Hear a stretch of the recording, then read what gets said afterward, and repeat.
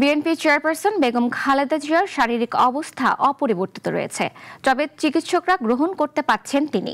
আর এতে আশাবাদী চিকিৎসকরা।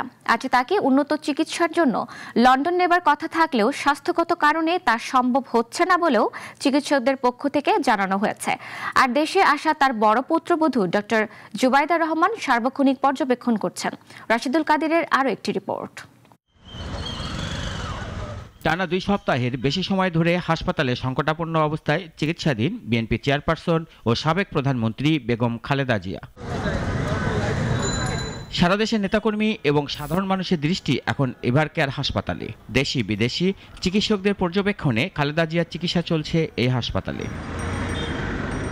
উদ্বেগ আর উৎকণ্ঠায় সাধারণ মানুষ ভিড় করছে হাসপাতালে, তবে আইনশৃঙ্খলা বাহিনীও রয়েছে সরব। বিএনপি প্রধানের উন্নত চিকিৎসার জন্য আজ লন্ডনে যাওয়ার কথা ছিল, কিন্তু স্বাস্থ্যগত কারণে তাকে নেওয়া হয়নি। কবে নেওয়া হবে তাও নিশ্চিত না।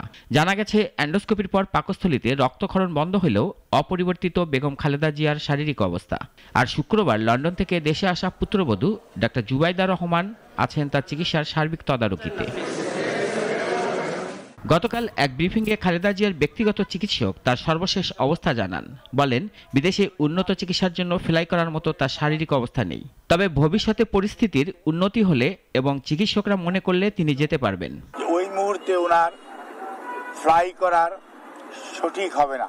তিনি এর আগেও ক্রিটিক্যাল পরিস্থিতি থেকে ফিরে এসেছেন যোগ করে খালেদা জিয়ার চিকিৎসকরা আরও জানান, তিনি চিকিৎসা নিতে পারছেন।